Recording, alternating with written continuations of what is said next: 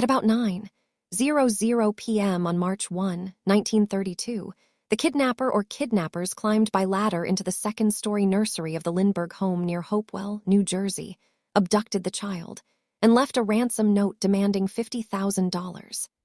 The Lindbergh baby, dubbed the Eaglet by the press, was discovered missing by Betty Gow, the child's nanny, about an hour later. The Lindberghs notified the local authorities, who in turn ceded control of the investigation to the New Jersey State Police. Although H. Norman Schwarzkopf, father of Persian Gulf War Commander Gen. H. Norman Schwarzkopf, of the New Jersey State Police, was nominally the lead investigator in the case, control of many of the details was ceded to Lindbergh. 2 more ransom notes were received in quick succession, the first of which raised the kidnappers' demand to $70,000.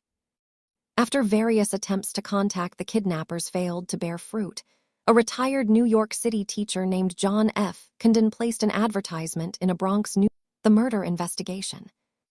Undaunted by that setback, the search for young Charles continued, and the serial numbers of the bills paid to John were released to banks and published in major newspapers.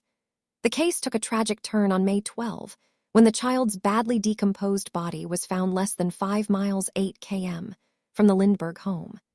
An autopsy found that the Lindbergh baby had been killed by a blow to the head during or shortly after the kidnapping.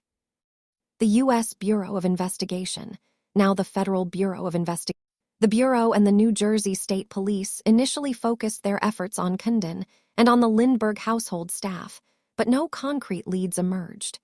Condon aided the Bureau in constructing a profile of John, and gold certificates from the ransom payment began surfacing in the New York area. Pres. Franklin D. Roosevelt issued an executive order on April 5, 1933, stating that all circulating gold certificates must be exchanged for Federal Reserve notes by May 1, 1933. While this was done to prevent the hoarding of gold during the Great Depression, it benefited investigators by making the ransom money even easier to track.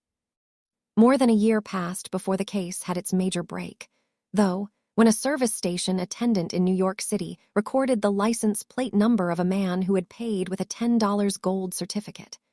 Federal and local authorities traced the license plate to the Bronx residence of a German carpenter who matched the physical description of John that had been provided by Condon.